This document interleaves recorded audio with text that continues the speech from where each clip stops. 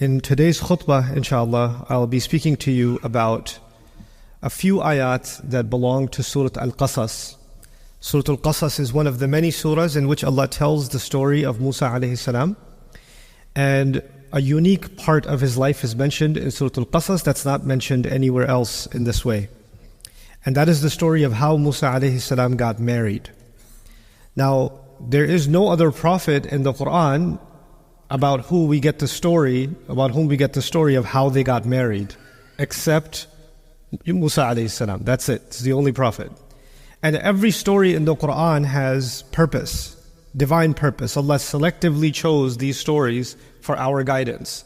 So of all the stories, like there are marriages happening every day, and there are hundreds of thousands of prophets in history, and several dozen of them have been mentioned in the Qur'an, and none of their marriages are talked about in the way that the marriage of Musa alayhi salam is talked about. So the wisdom in that is that we should be seeking wisdom about marriage itself from this story. Allah did not just tell us these stories in vain, or not just for interesting facts, but every part of the story gives us some principles, gives us some guidance.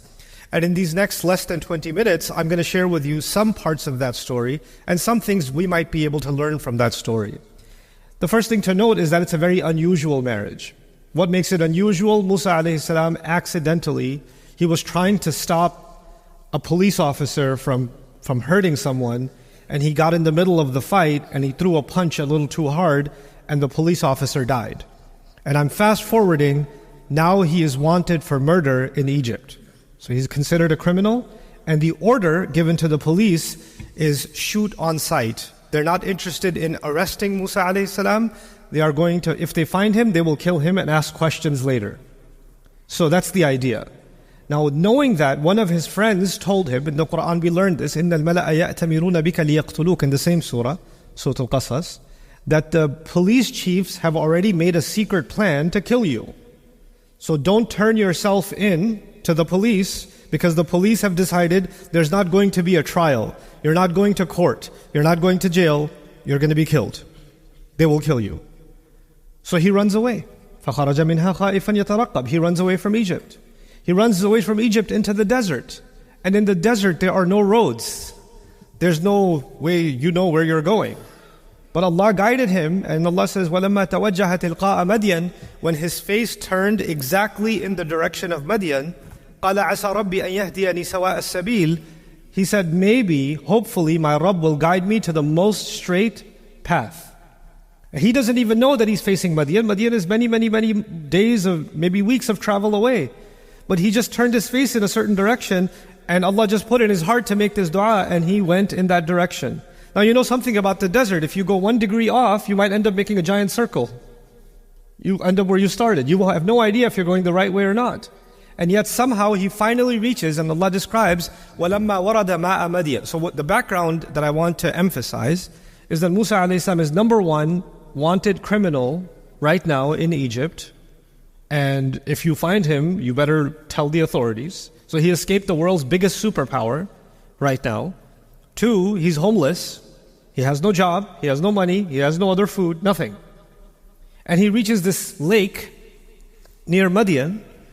And he finally finds a rock or a tree, and he sits under the tree to relax.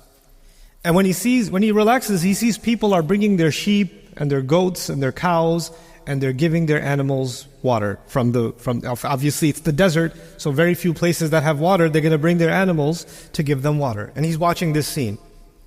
So he says, Allah Azza wa Jalla describes, وَلَمَّا وَرَدَ مَاءَ مَدْيَنَ وَجَدَ عَلَيْهِ أُمَّةً مِّنَ النَّاسِ يَسْقُونَ. When he reached the waters of Madian, he saw a group of people, they were giving their animals water. And then he says, وَوَجَدَ مِن دُونِهِمْ إِمْرَأَتَيْنِ تَذُودَانِ. He saw 2 women far away, and they were pulling on their animals. Their animals want to drink, and the girls are not letting them drink. So all the men are giving their animals food, drinking, and the 2 women are pulling their animals back, but the goat wants to drink and is fighting with the 2 girls. So he leaves the shade and he went up to them and said, "Ma khatbukuma? What's wrong with both of you? What's your story? Why are you doing this?" And so they were tough and they responded to him. They said, "La nasqi hatta yustir ar-ri'a." We're not going to give our animals water until all the other men and all their animals are done. We don't go down there and we don't want to be alongside these other men, what is Allah telling us? Those men were not very respectful towards women.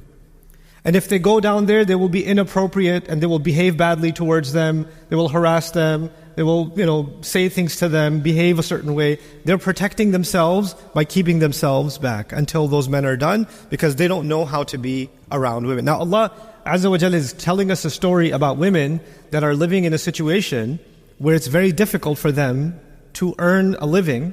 They basically work in a farm, they take care of animals, but they live in a society that doesn't respect women. And it's harder for them to make the living than it is for the men. They have to do 2, 3 times the work because they have to hold the animals back. Musa alayhi salam sees this whole scene. He grabs the animals and he gets them food. He gets them to drink. And then he brings the animals back. فَسَقَى لَهُمَا ثُمَّ تَوَلَّى إِلَى الظِّلِّ. So he gave both of those girls, animals, the drink, brought them back, and then he went back and sat down in the shade. And he says, قَالَ رَبِّ إِنِّي لِمَا أَنزَلْتَ إِلَيَّ مِنْ رَبِّي فَقِيرٌ. Right? So he says, رَبِّ إِنِّي لِمَا أَنزَلْتَ إِلَيَّ مِنْ خَيْرٍ فَقِيرٌ rather. He says, Ya Allah, whatever good you send my way, I'm faqir. I need it. The word faqir means 2 things. Faqir means someone who's bankrupt, someone who has nothing. Faqr also means when your back is broken. If somebody put so much pressure on your back that your back snapped, that means completely helpless. And what is Musa alayhi salam asking Allah? He's telling Allah, Ya Allah, I have no food, I have no money, I have no job, I have no safety, I have nothing. So whatever you give me, I will take it. I will not be picky. I will not say, well, yes, you gave me this water, but I really like apple juice, so I'll wait until I get some apple. He's not going to have this kind of attitude. Whatever Allah gives, in Arabic they say, Ar-Rashi radiya bima rakib.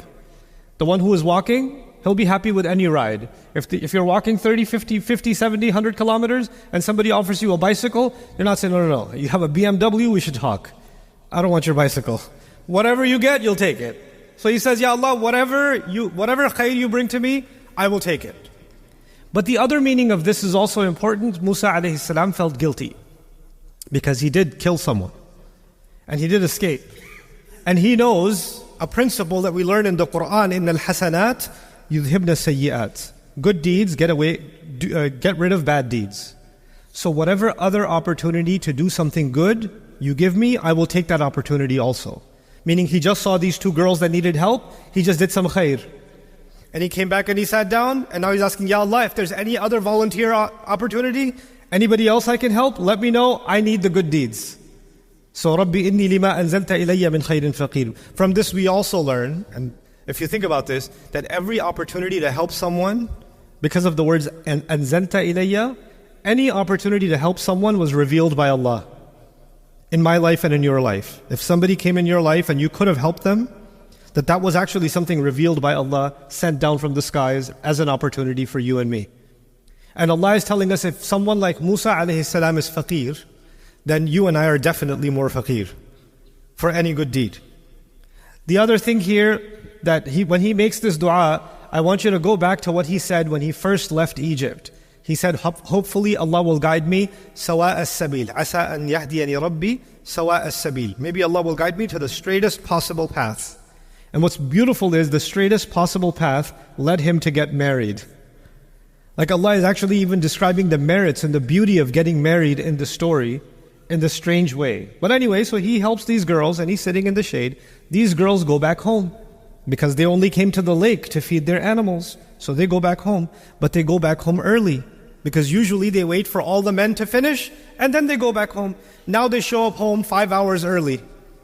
And their old father, who cannot work anymore, he says, basically, the Qur'an doesn't tell us, you can assume, logically, why are you home early? What happened?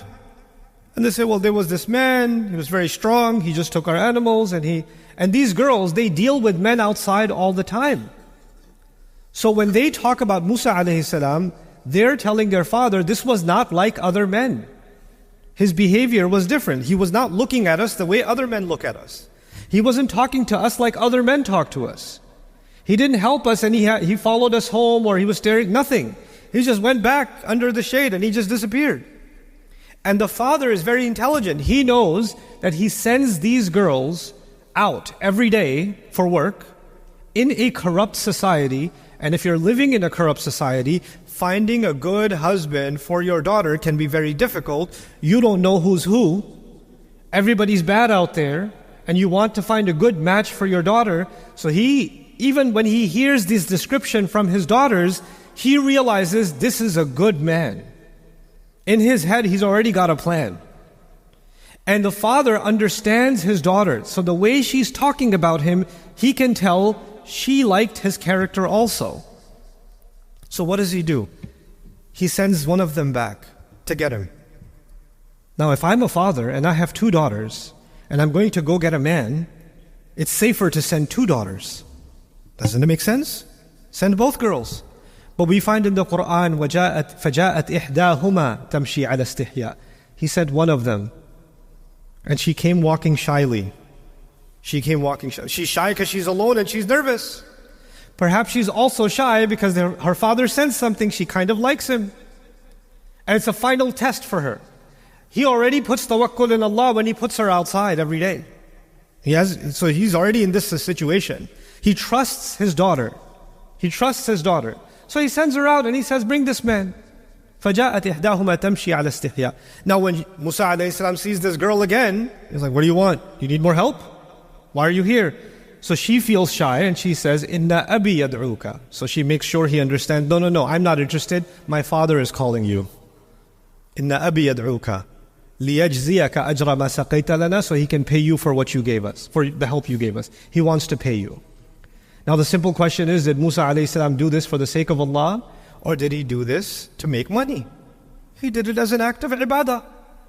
That's what he did. His niyyah was for Allah. But this woman comes and says, my father wants to pay you for your work. Musa a.s. could just turn around and say, Jazakillahu khairan, but I did that fi sabilillah. I don't want anything from this dunya. Thank you so much. I'm going to go back and make dua to Allah. Because I did it for the niyyah of ibadah. That's it. But Musa a.s. says, sure, let's go get paid. They go. So why did he accept it? Why? Because Allah is teaching us how to understand dua. When Musa a.s. said to Allah, Ya Allah, whatever good you send my way, my back is broken, I will not be picky. And when this woman comes and says, my father would like to pay you, he understands Allah just answered his dua. He doesn't need to be more picky. He doesn't need to be more Islamic than Islam. Not saying this is for the sake of Allah, I don't want anything dunya. Yes, I need dunya. I just asked Allah for some dunya. So he goes. And when he goes to the father, he tells the father asks him, what are you doing here, young man? I've never seen you before. They have a conversation. And the 2 girls are also listening from the side. And he says, فَلَمَّا جَاءَهُ وَقَصَّ عَلَيْهِ الْقَصَصِ. When he came to him, he told him the whole story. What's the whole story? I was born in Egypt. I was raised in the palace. I accidentally killed someone. I'm wanted for murder. I escaped the country. I'm a fugitive. I'm an illegal alien. I don't have a visa here. I don't have any citizenship here. I have no job here. I have no money. I am bankrupt. And here I am. So now the father knows that this young man, he's a good guy. He's a good young man. He's honest. But the world's biggest military wants to kill him, and he's homeless, and he's bankrupt, and all of this, and the girl calls the father. The girl says, Ya abati istajirhu. Dad, I love you. Give him a job. Dad, the girl says to the father, give him a job. The father understood, if he gives him a job, there are 2 young girls in the house, and this young man in the house. You can't give him a job. This doesn't work. So she is speaking kinaya. She's speaking indirectly. Give him a job means, can you marry me to him? I know other men outside. They're not good like this man. I like this man. I like him enough. I trust him enough that he can work in this house. Remember, they don't even trust men enough that they can go to the same lake. Remember that? But she trusts this man enough that he can work in this house. And she says it to her father, we can hire him. He can work for us. The father understood the girl. And he goes to Musa alayhi salam. Inni uridu an unkiha ihda ibnatayya hatayn. I want to marry one of my 2 girls to you. Now, think about the marriage proposal. This young man came and said, I am illegal, I'm wanted, I have a criminal record, wanted for murder, I don't have a job. And the father says after 5 minutes, yeah, I think you should marry my daughter, it's a good idea. And he says, the father says, but you have to work for me for 8 years. And if you want to work for 10 years, up to you. You have the choice. You have to work 8 years or 10. Now look at the genius and the wisdom of the father. This is a good man, and a good man is hard to find. But you know what? If the man doesn't have the degree you wanted, he doesn't have the job you wanted, he doesn't have the papers you wanted, etc., etc. But he's a good man, that much you know now, 100%, that's a good man. Then all the other things can come from Allah. Goodness, I don't know if that will come from the sky or not. The character is there. All the other things we can help him with. So when he says you have to work for me, he's not asking Musa for a favor, he's doing Musa a favor. Now Musa has a job. Now Musa a.s. is married to one of the girls. The father is also happy because one of his girls is married. Now they also have a protector in the house. Everybody benefits. Everybody benefits. But you can imagine that if we were talking about today's society, some Muslim neighbor, hey, so I heard you're getting your daughter married. Yeah. Who are you getting married to? Oh, this guy, he's not from our village. You're getting her married to an outsider? Must be a VIP, some important guy. Oh no, he's just homeless. Oh my God, what are you doing? You have such a wonderful daughter, you're ruining her future. Why are you getting her married to this person? And people talk, don't they? People talk. And when people start talking, people say, I don't know, this marriage he's a good guy, but people are doing too much talking. I don't think we can go forward with this marriage. Right? This is what we do in our societies. This is what we do in our cultures. If we don't make marriage easy, and if we don't make marriage based on the right reasons are character. The right reasons are integrity. The right reasons are honesty. If we don't make marriage easy, and if we stop listening to our daughters, because we listen to everybody else. Everybody talks. The uncles are talking. The cousins are talking. The in-laws are talking. The neighbors are talking. Everybody's talking. But the one person the father needs to be listening to is his daughter. That's the one person. She's an adult. And the one thing the father needs to be checking is the character. And he tested the character too. He sent his daughter alone. He tested. And he heard the whole story. And nobody comes to the house and says, by the way, and tells the story that Musa a.s. tells in order to impress someone. That's not an impressive story. That's a pretty good reason to say, you know what, I think you should leave. So he's seen his honesty firsthand. And so when you find that, then everybody's noise can stay. You make the right decision for your son and your daughter. That's the teaching Allah has given us. That's the beauty Allah has given us in this surah. And so with that, what I want to sort of emphasize is when we make the door to nikah difficult, when we make the road to getting married difficult, then the road to haram becomes easier and easier and easier. And we cannot blame a non-Muslim society, a kafir society, fitna, the media, the internet, TikTok, this, that. You can't blame anyone else. Their job is to make the haram easy. Our job, Muslims, our job is to make the halal easy. So when we make the halal difficult, then we don't get to blame anybody else. We have to blame ourselves. Young men have to become more serious about work and about integrity and about character. Young women have to think more about what kind of husbands they should be looking for. Fathers, in many cultures, it's hard for fathers to have conversations with their daughters about marriage. They just say, oh, he's got a good job, just do it. Yeah, but he's he's smoking weed, he's doing that. That's okay, I know the family. He'll become better after he has a baby. This kind of nonsense, this kind of idiocy. The Qur'an came to save us from these kinds of behaviors. So my dua for all of you, especially those of us that are fathers, that our children are able to find good spouses, and Allah makes us a means by which their journey towards marriage is made easy and it's not made difficult. And they can have good, normal, honest conversations with us about what they do want and about what they don't want, so that we don't force them or pressure them into situations that will create fitna for the entire community. بارك الله لي ولكم في القرآن الحكيم ونفعني وإياكم بالآيات والذكر الحكيم. I hope you guys enjoyed that video clip. My team and I have been working tirelessly to try to create as many resources for Muslims to give them first steps in understanding the Qur'an all the way to the point where they can have a deep, profound understanding.